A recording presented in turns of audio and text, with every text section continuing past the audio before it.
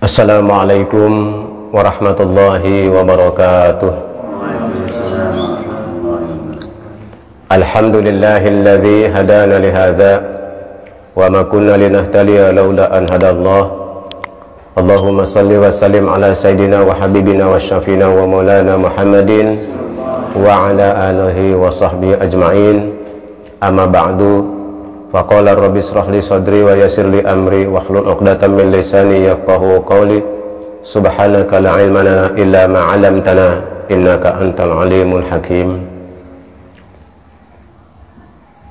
Alhamdulillah, dalam kesempatan kali ini kita bisa bertemu lagi. Atas karunia Allah dan izin Allah, kita akan melanjutkan kajian berkaitan dengan apa yang tertera dalam kitab Daqaiqul Khabar.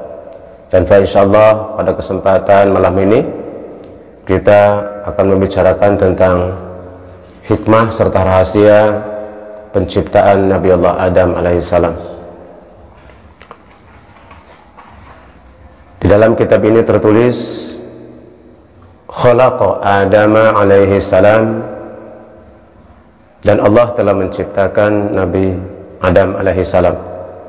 Sebagaimana di dalam satu riwayat hadis, qala Ibnu Abbas radhiyallahu anhuma, Ibnu Abbas radhiyallahu anhuma mengatakan, khalaqallahu Adama min jam'il aqalimi. Hadis Rasulullah SAW melalui jalur riwayat Ibnu Abbas radhiyallahu anhu bahwa Allah Subhanahu wa taala telah menciptakan Nabi Adam dari berbagai macam tempat. Seperti kita ketahui bahwa Nabi Adam ini diciptakan dari tin, dari tanah. Nah, tanahnya ini Allah ambil dari berbagai tempat yang ada di bumi. Jadi tanah yang akan dijadikan tempat di bumi, dari situ diambilnya. Nah, ini sangat mengandung hikmah. Allah mengambil bakal Nabi Adam ini, bakal zat Nabi Adam ini dari tanah, dari berbagai tempat. Makanya kemudian kita ketahui ternyata memang manusia ini terdiri dari berbagai suku, berbagai ras, bentuk kulit, bentuk wajah dan sebagainya. Karena memang Nabi Adam diciptakan oleh Allah dari tanah, bukan hanya dari satu jenis tanah, tapi dari berbagai jenis tanah. Maka kemudian lahirnya anak cucunya itu dengan berbagai macam bentuk, baik suku, kulit, ras dan sebagainya, ya. Sampai rambut saja berbeda-beda, ya. Ini karena memang Nabi Adam awalnya diciptakan dari tanah yang berbeda-beda. Seperti di sini, fara'suhu min turabin baitul muqaddas. Nah, Allah mengambil tanah untuk menciptakan kepalanya. Kepala Nabi Adam itu diambil dari turab Baitul Maqdis, dari tanah Baitul Maqdis Palestina. Nah, diambil dari tanah situ untuk kepala Nabi Adam. Kemudian wa wajhuhu min turabil jannah, sedangkan wajah Nabi Adam diambil dari tanah surga. Wa asnanuhu min turabil kausar, untuk giginya Nabi Adam diambil dari tanah telaga Kausar. Wa yadduhul yumna min turabil Ka'bah, untuk tangan sebelah kanannya diambil dari tanah Ka'bah. Wa yadduhul yusra min turabil Faris, sedangkan untuk tangan sebelah kirinya diambil dari tanah Farsi atau tanah Persia yang sekarang disebut Iran.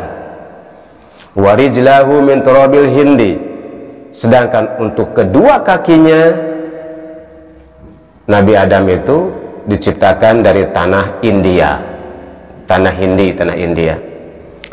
Wa 'azamuhu min turabil jabal, untuk telinganya diambil dari tanah gunung-gunung yang ada di bumi. Wa uruquhu min turabi Babil, sedangkan untuk urat-uratnya, urat nadinya, urat-urat semua itu diambil dari tanah Babilonia. ya, Babilonia. Wa dhahruhu min turabil Iraq, untuk punggungnya, ya, untuk menciptakan punggungnya diambil dari tanah Irak. Wa qalbuhu min turabil Firdaus, dan hati Nabi Adam diambil dari tanah atau dibuat dari tanah surga Firdaus. Walisanuhu min turabi Taif, lisan atau lidah Nabi Adam diciptakan atau diambil dari tanah Taif. Wa ainahu min haudil Kausar, dua mata Nabi Adam diciptakan dari tanah, atau bukan dari tanah, dari telaga Kausar. Matanya itu dari telaga Kausar, ya, atau dari air telaga Kausar. Falamma kana ra'suhu min Baitil Muqaddas. Nah, kemudian di sini ketika ternyata bahwa Nabi Adam itu kepalanya diambil dari tanah Baitul Maqdis, sara maudhi'al aqli, ya, karena kepala ini tempatnya akal, tempatnya pikiran, ya, tempatnya akal dan tempatnya pikiran, diambil dari tanah Baitul Maqdis, ya. Walamma kana wajhuhu minal jannati. Nah, sedangkan ketika ternyata wajah Nabi Adam ini sudah diambil dari surga, sara maudhi'az zinati. Nah, ini menjadikan wajah ini adalah merupakan perhiasan, ya, perhiasan. Ya, biasanya seseorang kalau melihat orang lain itu kan yang pertama dilihat adalah wajahnya, wajahnya yang cantik, wajahnya yang ganteng, ya. Sedangkan surga ini adalah tempat kenikmatan, tempat keindahan. Makanya wajah Nabi Adam diambil dari tanah surga supaya kelihatan cantik, supaya kelihatan indah, sehingga keturunan-keturunan Nabi Adam, anak cucu Adam juga banyak yang ganteng, banyak yang cantik, karena asal mulanya wajah itu diambil dari tanah surga. Jadi kalau ada di antara kalian yang ganteng-ganteng tuh berarti dari tanah surga, wajar, ya, diambil dari tanah surga wajahnya, anak cucu Nabi Adam. Walamma kanat aynahu min haudil Kausar saratal malahah, ya. Nah, sedangkan ketika menciptakan dua mata Nabi Adam itu diambil dari telaga Kausar, karena mata ini merupakan kecantikan. Kalau kita lihat wanita, kalau tanah surga tadi kan kegantengan gitu ya, keindahan. Kalau mata ini merupakan daya tarik tersendiri, ya. Matanya indah gitu kan, kelihatan matanya indah. Kalau perempuan apalagi, oh matanya indah banget gitu. Nah, ini karena diambil dari telaga Kausar, air telaga Kausar. Matanya bening gitu kan, sejuk dilihatnya. Nah, itu diambil dari air telaga Kausar, sehingga anak cucu Adam banyak yang memiliki mata yang indah. Nah, itu. Walamma kanat asnanuhu min turabil Kausar sarat mawadhi'il halawat. Nah, kemudian gigi Nabi Adam ini diambil dari tanahnya, tanah telaga Kausar. Nah, karena gigi ini merupakan tempatnya kenikmatan, kenikmatan rasa, ya, gigi, ya, gigi itu kenikmatan rasa, diambil dari telaga Kausar. Walamma kanat jadduhul yumna min turabil Ka'bah. Nah, sedangkan tangan sebelah kanannya itu diambil dari tanah Ka'bah, sarat maudhi'al minnati. Ini menjadi sebab karena tangan kanan ini adalah kebiasaan untuk memberi. Nah, diambil dari Ka'bah, karena Ka'bah ini juga merupakan tempat munajat yang paling ijabah, sehingga Allah memberikan karunia-Nya, memberikan ijabah doa-doa yang dipanjatkan di depan Ka'bah. Nah, maka di sini dijadikanlah tangan kanan ini sebagai alat untuk memberi sesuatu, ya, memberi sesuatu lewat tangan kanan. Nah, itu. Walamma kanat dhuhruhu min turabil Iraq. Nah, ketika ternyata punggung Nabi Adam ini diciptakan dari tanah Irak, sara mawdi'at tawadhu. Ya, ini menjadikan bentuk punggung Nabi Adam ini menunjukkan ketawaduan atau kerendahan hati. Punggung diambil dari tanah Irak. Biasanya kalau orang tawadu itu kan kalau menghormat sambil membungkuk kan gitu, sambil bungkuk gitu, punggungnya kan dibungkukin. Ya. Itu menunjukkan ketawaduan, kerendahan hati. Kalau mendangak begini kan berarti ya, menunjukkan kesombongan. Ya. Kalau tawadu biasanya kalau salaman atau bertemu dengan seorang itu dengan membungkukkan punggung. Termasuk ketika kita ruku dalam sholat, itu simbol daripada menunjukkan ketawaduan kita di hadapan Allah Subhanahu wa Ta'ala. Maka kita ruku, ya, ruku. Nah, itu diambil dari tanah Irak. Dan tanah Irak ini memang merupakan negeri yang 1001 malam, ya. Dan di situ banyak ulama-ulama besar, termasuk para wali-wallah, banyak yang dilahirkan dan hidup di negeri Baghdad. Seperti Tuanku Syekh Abdul Qadir Al-Jailani juga besar dan wafat di Baghdad. Di tanah Irak ini luar biasa. Artinya tanah kaum sufi. Tanah kaum sufi itu banyak belajar di Baghdad, hidup di Baghdad atau di Irak. Walamma kanat uruquhu min Babil sarat mawdi'asy syahwat. Nah, sedangkan urat-urat Nabi Adam ini itu diambil dari tanah Babilonia, sarat mawdi'asy syahwat. Nah, ini menjadikan urat-urat ini adalah tempatnya timbulnya syahwat, keinginan. Biasanya syahwat ini, ketika syahwat seseorang naik, itu bisa dilihat dari urat-uratnya. Syahwat itu banyak keinginannya sesuatu, termasuk marah itu juga syahwat. Coba perhatikan, kalau seseorang yang marah kan urat-uratnya lehernya kenceng, sampai ke wajahnya juga kenceng urat-uratnya. Termasuk urat tangan juga kenceng kalau marah gitu kan. Ngegeder, narik. Jadi bila orang punya keinginan sesuatu yang sangat tuh kenceng, urat-uratnya ketarik. Diambil dari tanah Babylon. Babylon ini merupakan banyak syahwat di situ, banyak kesenangan duniawi di negara Babilonia itu, ya, dalam riwayatnya. Bahkan sampai sekarang ya daerah-daerah seperti itu merupakan daerah-daerah tempatnya hiburan, tempatnya pengumbaran syahwat, ya. Walamma kanat 'azmuhu minal jabal sara mawdi'as salabah. Nah, ketika tulang-tulang Nabi Adam ini diambil dari punggung, daripada gunung, nah, sara mawdi'as salabah ini menunjukkan kekuatan, ya. Ya, tulang-tulang ini kan kekuatan. Kita bisa kuat, bisa berdiri karena ada tulang. Kalau kita nggak punya tulang, nggak bakal bisa berdiri, ya.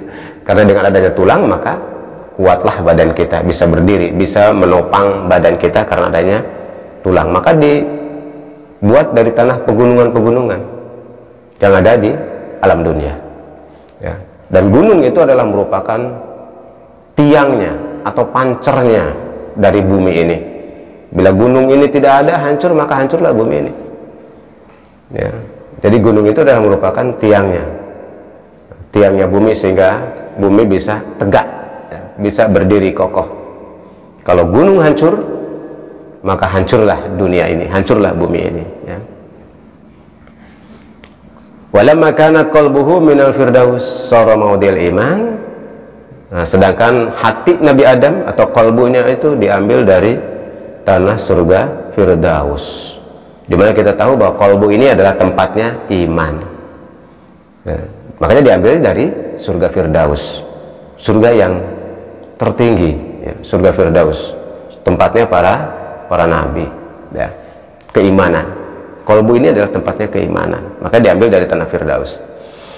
Walamma kanat lisanuhu minat Taif, sedangkan lidah atau lisannya Nabi Adam itu diambil dari Taif, sara mawdi'asy syahadah. Nah, ini menunjukkan tempat persaksian. Lisan ini adalah tempat bersaksi. Kalau kita mengatakan saksi atau sumpah kan lewat lidah. Saya bersaksi, pasti lidahnya yang berucap, lidahnya lah yang ngomong, gitu, ya. Jadi diambil dari tanah Taif. Tanah Taif ini adalah merupakan saksi sejarah dalam kehidupan perjuangan Rasulullah SAW, menjadi saksi kehidupan bagaimana pahit getirnya pengalaman hidup Rasulullah adalah di Taif, ya. Summa innallaha ta'ala summa innallaha ta'ala askanal basara fil ainain, ya. Kemudian bahwasanya Allah Ta'ala menempatkan al-basar fil ainain,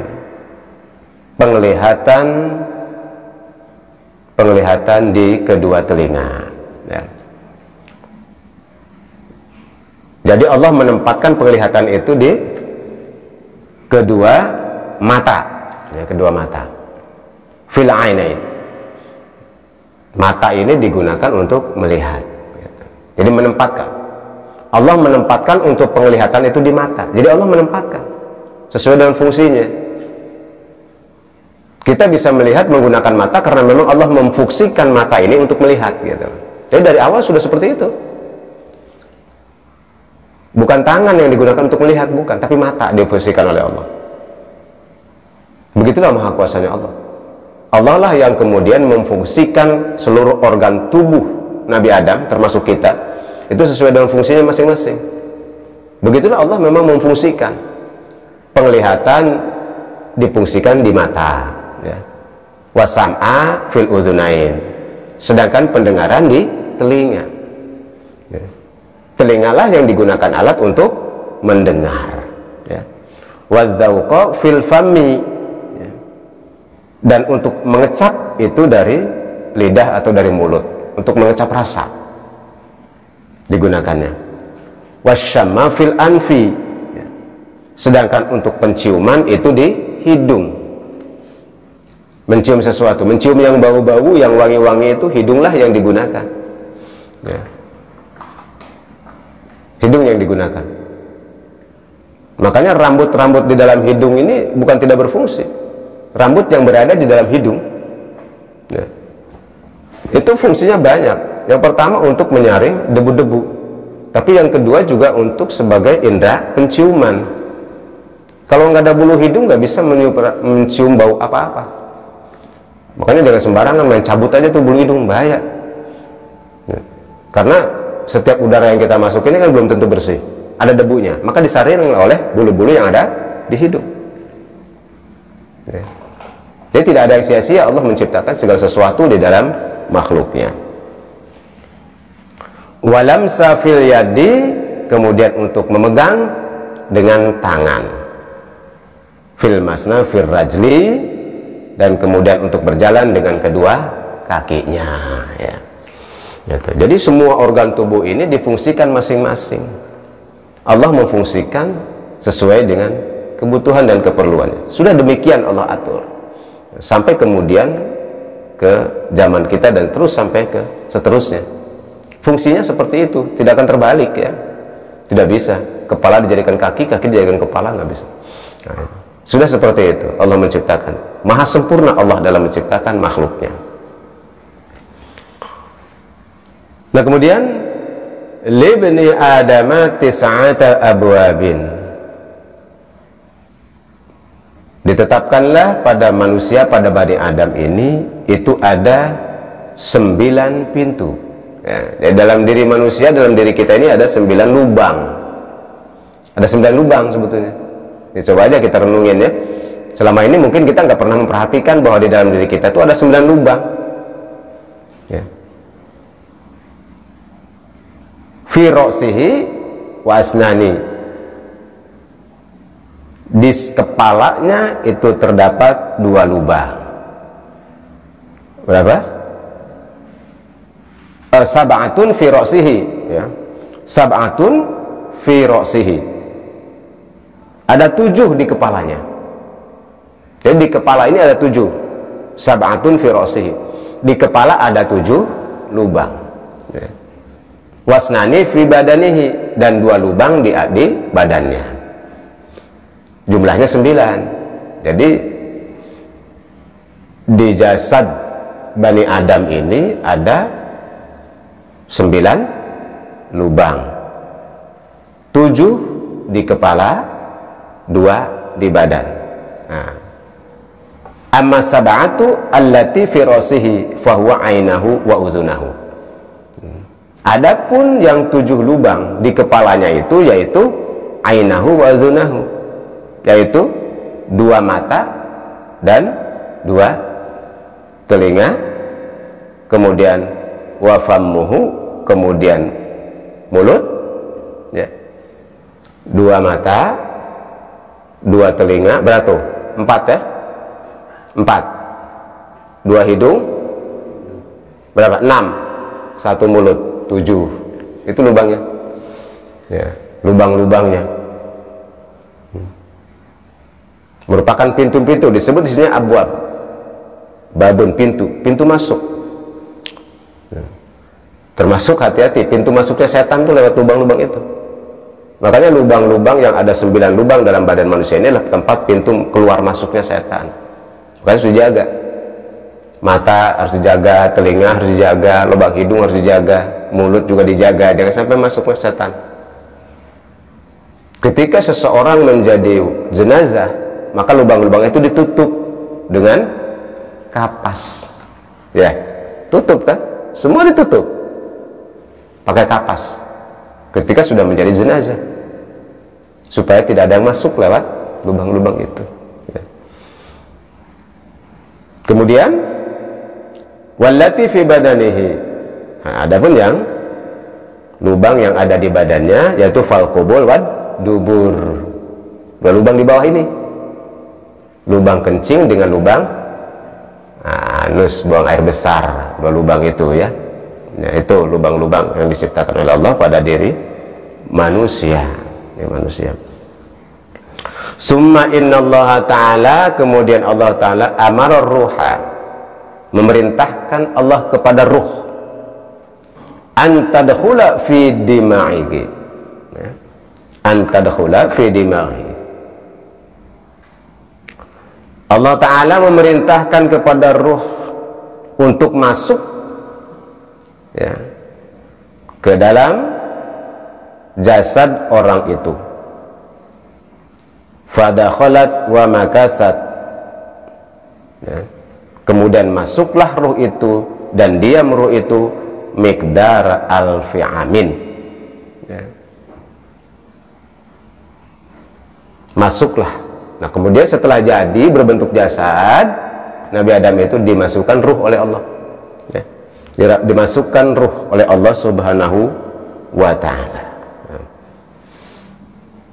dan diamlah wa makasat, diamlah miqdar alfi amin, selama 1000 tahun. Jadi masuk yang pertama itu di kepala, ruh itu dimasukkan pertama di kepala dan disimpan di otak, dimasukkan, seret, ditiupkan ruhnya itu masuk ke Nabi Adam di kepala, di otak disimpan. Disimpannya itu selama 1000 tahun, lama. Ruhnya mengendap atau berdiam di otak tuh lama, selama 1000 tahun. Ini paling lama, ruh paling lama mengendap di otak, ya, karena ternyata otak ini merupakan memori, ya, memori manusia. Makanya ruh di situ lama tinggal di situ, ya. Karena dia fungsinya sangat banyak. Kalau orang udah nggak punya otak, udah nggak jadi manusia lagi, ya. Otaknya hilang, dan bagian kepala ini merupakan bagian yang vital. Orang nggak ada tangan masih bisa hidup. Orang nggak ada kakinya masih bisa hidup, tapi orang karena udah nggak ada kepalanya nggak bisa hidup, ya, nggak bisa hidup. Begitu juga di bagian kepala ada otak. Kalau otaknya udah nggak berfungsi, udah. Makanya benturan di kepala ini adalah benturan yang paling berbahaya, paling riskan, sampai menimbulkan hilang ikatan, hilang ingatan, ya. Makanya diamlah ruh itu di dalam otaknya selama 1000 tahun. Summa innaha nazalat ila ainihi. Nah, kemudian ruh ini turun pelan-pelan. Ini proses masuknya ruh. ya, ke dalam jasad Nabi Adam, turun pelan-pelan ke mata, dari kepala, dari otak turun ke mata, seret ruhnya pelan-pelan. Tadinya semuanya belum berfungsi. Makanya yang pertama dimasukin otak dulu. Kalau masuknya dari kaki lambat nanti, tidak akan bekerja, karena otak ini adalah merupakan saraf. Makanya otak dulu yang masuk, seret masuk, berfungsilah saraf-saraf otak. Di situ akan ada perintah sensor-sensor kan. Makanya ketika turun ruh itu masuk ke mata langsung berfungsi karena otaknya udah hidup. Bayangin kalau masuknya dari kaki, otaknya belum hidup, ya kaki nggak bisa digerakin walaupun sudah ada ruhnya, karena saraf otaknya belum bekerja. Tapi kalau otak dulu yang dimasukin, ya, kemudian saraf-saraf di otak bekerja, disinilah kemudian ada sensor yang menjadi perintah kepada anggota tubuh yang lain. Ketika ruh itu masuk ke mata langsung berfungsi, karena otaknya udah berfungsi, langsung berfungsi, bisa melihat. Begitu ruhnya masuk ke mata, fanadhara, maka Adam melihat ila nafsi, kepada dirinya. Baru tuh setelah ada ruhnya, matanya bisa melotot, bisa ngelihat. Tapi baru matanya doang, yang lain belum. Sedikit-sedikit makanya berfungsinya organ tubuh itu, seiring dengan turunnya ruh. Sampai mata baru dia bisa kedip. Tadinya merem kan gini, baru di otak. Setelah ruhnya diturunkan oleh Allah ke mata, baru dia buka melek pelan-pelan. Kayak orang yang baru bangun tidur atau siuman dari pingsan, melek gitu, sadar dia, melihat di mana ini. Mulai itu matanya selalak seliling ke Nabi Adam, ngeliatin siapa ini, sulak-siluk. Tapi pendengarnya belum, mulutnya apalagi belum bisa ngomong, karena ruhnya baru sampai mata. Ngeliatin sulak-siluk ini ya. Nah, melihat di sekelilingnya. Nah, farahu kullahu tinan. Nah, kemudian dia melihat di sekelilingnya itu terbuat dari tanah. Dia lihat kemudian ada pohon-pohon, ada buah-buahan dan sebagainya di surga itu. Baru celalak celilik aja. Ya. Kemudian summa innaha nazalat ila udhunahi, kemudian turunlah ruh itu, diturunkan oleh Allah ke telinganya. Ya. Baru turun ke telinga, habis dari mata ke telinga. Tuh, turun ke telinga, serat, baru berfungsi telinganya, bisa ngedengar. Ngedengar apa? Ngedengar apa kedengarnya? Fasami'a tasbihal malaikah. Nah, baru setelah ruhnya sampai ke telinga, Nabi Adam mendengar tasbihnya malaikat. Mendengar. Ada suara subhanallah, subhanallah, subhanallah. Malaikat bertasbih di sekelilingnya. Baru kedengeran. Berfungsi telinganya tuh untuk mendengar tasbihnya malaikat. Nah, summa innaha nazalat ila khayashaimihi. Nah, kemudian ruhnya turun lagi, diturunkan oleh Allah ke hidung Nabi Adam. Ya. Ke hidung. Dari telinga turunlah ke hidung ruhnya. Ya. Setelah sampai hidung, bereaksilah hidungnya, berfungsi hidungnya. Kalau telinga tadi bisa mendengar tasbih malaikat, mata bisa melihat lingkungan sekitar. Kemudian ketika ruhnya sampai ke hidung, maka reaksi yang terjadi bahwa hidungnya berfungsi adalah fa'atosa, bersin Nabi Adam. Wajih, gitu. Kayak orang siuman kan gitu juga ya, baru bangun tidur atau sadar dari pingsan, kalau dia bersin berarti sehat tuh, sembuh tuh dia dari pingsannya. Nabi Adam bersin langsung, yang pertama kali reaksi hidungnya itu bersin. Makanya orang bersin itu bagus sebetulnya. Ya. Kenapa? Karena kotoran-kotoran yang ada di hidung itu keluar, kesembur. Tapi kalau bersin terus-terusan itu juga jadi penyakit ya. Berarti ada sesuatu yang tidak beres di rongga hidungnya, di fungsi hidungnya. Ya. Fa'atosa, kemudian bersin Nabi Adam. Ya. Bersin. Ya. Summa innaha nazalat ila lisanihi, kemudian turun lagi ke lisan. Ini urutannya nih. Turun ke lidah, ke lidah ruhnya itu. Wa fammihi. Ya, wa fammihi.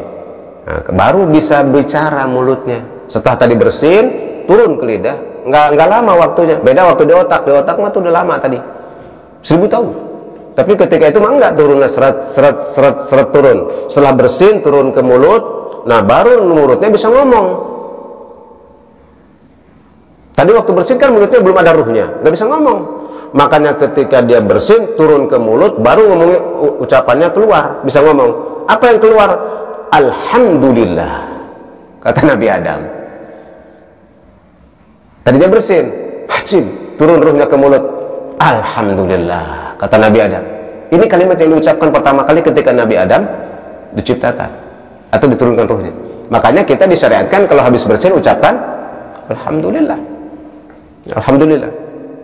Karena memang hikmahnya banyak. Tadi itu, ketika bersin sesungguhnya mengeluarkan kotoran-kotoran yang ada di hidung. Termasuk ketika bersin itu jangan salah, termasuk mengeluarkan apa? Toksin, virus yang ada dalam bulu-bulu hidung. Termasuk juga mengeluarkan setan yang nempel di hidung. Iya, jangan dikira di bulu hidung tuh nih kegelantungan setan itu.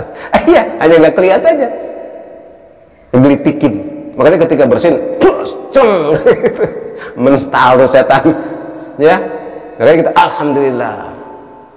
Makanya suka habis bersin biasanya agak seger ya, biasa seger. Habis bersin tuh seger, bray gitu. Nah, cenghar.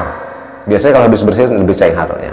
Gitu. Maka saya ucapkan Alhamdulillah. Ya, Alhamdulillah.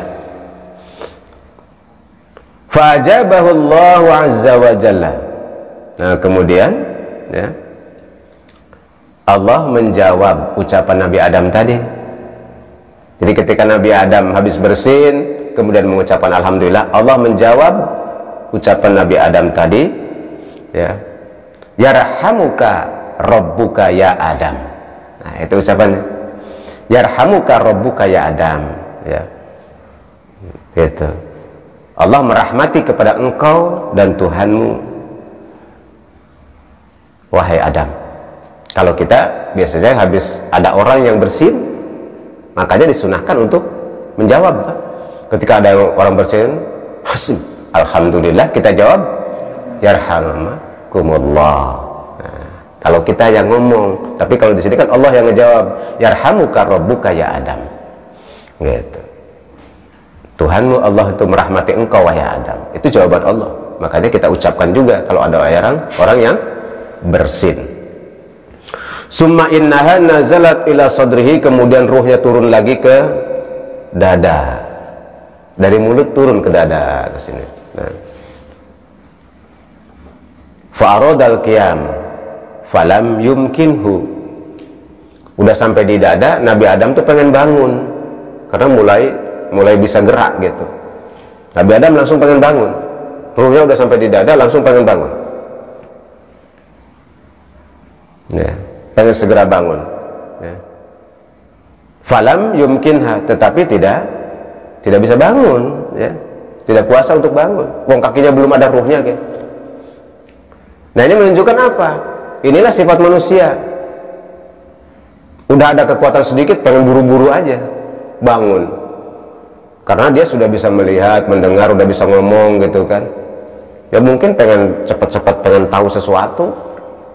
Ya. Ada juga aja pengen bangun, punggung, kakinya aja belum dikasih ruh. Ini sifat manusia. Sifat manusia itu suka terburu-buru, suka tergesa-gesa kalau punya keinginan. Ini sifat manusia. Dicontohkan oleh Nabi Adam. Ruhnya baru nyampe dada aja udah pengen bangun. Lah nggak bisa, kakinya belum ada ruhnya. Ya. Itu sesungguhnya manusia ini selalu tergesa-gesa. Nah, itu sifat manusia. Summa innaha nazalat ila jaufihi. Nah, kemudian ruhnya itu turun kepada perutnya. Dari dada turun ke perut. Turun ke perut. Apa yang dirasakan ketika turun ke perut? Fashtahat ta'am, pengen makan. Loh, bereaksi semua kan? Berfungsi semua. Tadinya waktu masih di kepala belum pengen apa-apa. Begitu turun ke perut tuh bereaksi tuh ususnya, jantungnya dan sebagainya timbul, ya, berfungsi, timbullah pengen makan tuh. Udah ngeliat buah-buahan di surga, ranum-ranum tuh pengen bener diambil, tetap belum bisa, kakinya masih lemah, masih belum hidup kakinya, belum bisa bangun Nabi Adam. Tapi perutnya udah kerasa lapar, kekerubukan gitu.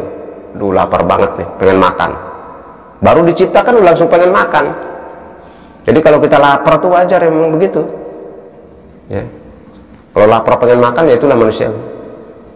Summa innaha nazalat ila qadamaihi. Kemudian turun lagi ruhnya itu kedua kakinya. Nah, baru tuh setelah dari perut ke kaki, ya, turun ke kaki, ya, terus semua. Summa inna nazalat ila qadamaihi fasara kulluhu lahma. Setelah sampai ke kaki, kemudian jadilah semuanya itu daging-dagingnya. Seret, setelah sampai ke kaki jadi daging-dagingnya semua, urat-uratnya jadi, ngebentuk semua, ya, ngebentuk semua. Begitu ruhnya sudah sampai ke kaki, maka badannya sudah jadi daging semua, diliputi, dibungkus oleh daging dan urat-urat, ya. Ya. Fasara kulluhu lahma wa damma wa uruqa wa asaban. Nah, jadi semuanya akhirnya jadilah Adam secara sempurna, baik dagingnya, kulitnya, uratnya, darahnya, semua jadi setelah ruhnya sampai ke kaki. Sempurnalah sudah penciptaan Nabi Adam, ya. Jadi saudara-saudara sekalian, ruh itu dimasukkan dari kepala. Nah, nanti keluarnya mulai dari kaki, terbalik. Makanya kalau ada orang yang sedang sakaratul maut, ketika nyawanya dicabut, itu dari kaki. Yang mati dari kaki duluan. Coba aja perhatiin kalau orang yang sedang sakaratul maut. Kalau orang mengecek orang yang sudah meninggal, mulai dari kaki dulu, jangan kepala dulu yang dicek. Jangan kepalanya dulu yang pegang, masih hangat. Nah iyalah, tapi pegang dulu kakinya. Kakinya udah dingin, biasanya gitu. Terus ke atas, ke betis, mulai dingin, terus dingin ke atas, ke atas. Kalau sampai ke kepala sudah dingin, selesai ruhnya, lepas. Jadi ruh itu ketika pertama dimasukkan lewat kepala, tetapi ketika keluar ditarik mulai habisnya dari kaki, terakhir baru di kepala.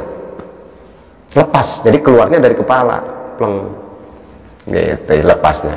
Dimasukkan dari kepala, keluar lagi dari kepala. Summa albasahullahu ta'ala libasan. Nah, kemudian setelah sempurna tubuh Nabi Adam itu, ya, sempurna sebagai sosok manusia, Allah memberikan pakaian kepada Nabi Adam, libasan minal jannah, dengan pakaian surga. Dikasih pakaian Nabi Adam dengan pakaian surga, dengan pakaian surga. Fasara yazdadu kulla yaumin hasanan wa jamalan. Kemudian jadilah Nabi Adam setiap hari bertambah, ya, berubah setiap hari dibandingkan dengan penciptaan pertama. Dari hari ke hari Nabi Adam mengalami perubahan. Perubahannya tambah bagus, tambah ganteng, tambah ganteng, tambah ganteng. Bertumbuh, ya seperti kita aja kan, ya, mulai dari dilahirkan tuh tumbuh. Perkembangannya beda.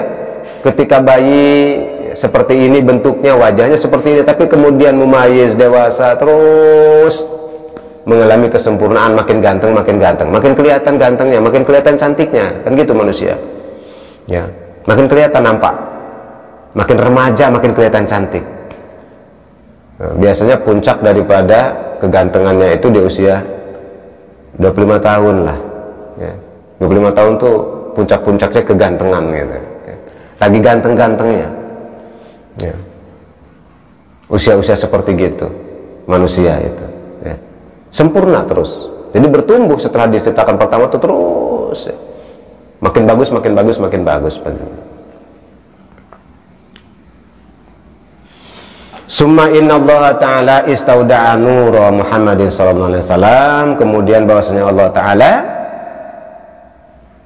menyimpan nur Muhammad sallallahu alaihi wasallam fi dhahrihi, di punggungnya Nabi Adam. Jadi setelah Nabi Adam diciptakan bentuknya, kemudian dimasukkan ruhnya, nah dimasukkanlah nur Muhammad itu di punggungnya. Kalau tadi ruh Nabi Adam, sekarang nur Muhammad itu disimpan di punggung Nabi Adam. Setelah Nur Muhammad itu disimpan di punggung Nabi Adam, wa asjadalahul malaikah, maka bersujudlah para malaikat. Allah perintahkan para malaikat bersujud kepada Adam, menghormati Adam setelah Nabi Adam itu dititipi Nur Muhammad. Setelah dimasukkan Nur Muhammad, baru Allah memerintahkan kepada malaikat untuk sujud, untuk hormat. Karena di dalam badan Nabi Adam ada Nur Muhammad. Ya. Penghormatan kepada Nur Muhammad. Wa askanahul jannah, kemudian diamlah Nabi Adam di surga. Nabi Adam di surga. Ya. Fakanat al malaikatu taqifu khalfa Adama sufufan. Ya. Kemudian ternyata kemudian malaikat diam juga di surga para malaikat. Khalfa Adama sufufan. Jadi ketika Nabi Adam kemudian tinggal di surga, para malaikat berbaris di belakang Nabi Adam. Ya. Para malaikat berbaris di belakang Nabi Adam, sufufan yusallimuna ala nuri Muhammadin sallallahu alaihi wasallam. Ya. Berbaris ya, untuk mengucapkan salam malaikat itu kepada Nur Muhammad sallallahu alaihi wasallam. Berbaris. Setelah Nur Muhammad dimasukkan, malaikat berbaris mengucapkan salam kepada Nur Muhammad sallallahu alaihi wasallam sebagai bentuk penghormatan.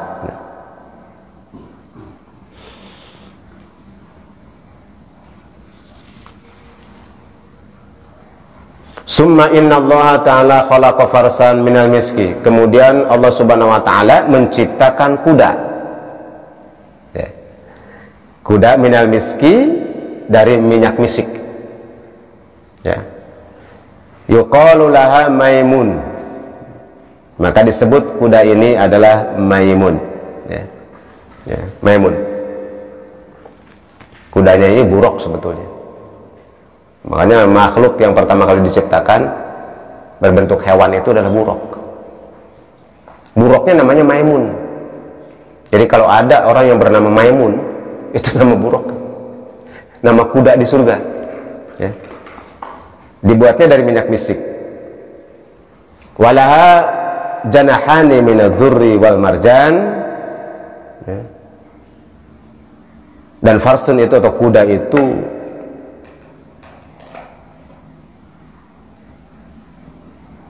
janahani minadh-dhurri wal marjan, dibuat dari sayapnya itu dari permata ya, dan dari marjan. Jadi kudanya ini ada sayapnya. Kudanya memiliki sayap, dibuat dari permata.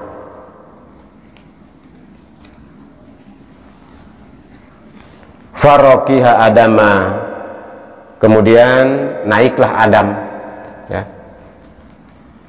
ke atas kuda itu. Wa Jibrilu akhidhu bizamamiha, kemudian malaikat Jibril yang memegang kendali kuda ya. Ini tahapan berikutnya.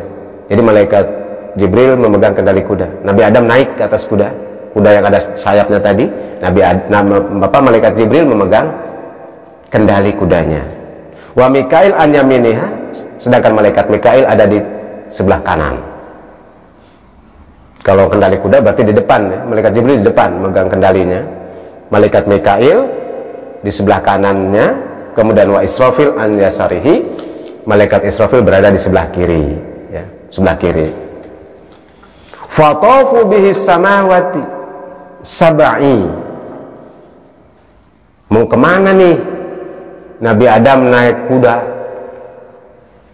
didampingi oleh malaikat tadi, malaikat Jibril, malaikat Mikail, malaikat Israfil? Mau kemana? Ternyata fatafu bihi samawat, untuk berkeliling atau tawaf di 7 langit. Pertama kali diciptakan, langsung Nabi Adam diajak berkeliling oleh para malaikat, diantar melihat-lihat langit ya. 7 lapis langit, 7 lapis langit. Wa huwa yusallimu 'alal malaikah, kemudian Nabi Adam mengucapkan salam kepada malaikat, kepada seluruh malaikat yang ada di langit sambil berkeliling tadi, dikawal oleh malaikat muqarrabin, malaikat Jibril, Mikail dan Israfil tadi, berkelilinglah. Maka selama berkeliling tadi ketemulah dengan para malaikat. Nabi Adam itu setiap ketemu dengan malaikat, Nabi Adam mengucapkan Assalamualaikum. Itu ucapannya. Nah, kita lihat ucapan-ucapan tadi ini menjadi syariat yang kita ucapkan akhirnya. Ketika bertemu seseorang kita mengucapkan kalam Assalamualaikum. Itu ucapan Nabi Adam pertama kali ketika berkeliling ketemu dengan malaikat di langit. Makanya menjadi syariat bagi kita setiap ketemu orang mengucapkan Assalamualaikum. Fayaquluna, kemudian malaikat-malaikat yang dijumpai oleh Nabi Adam tadi menjawab salamnya dengan Waalaikumsalam.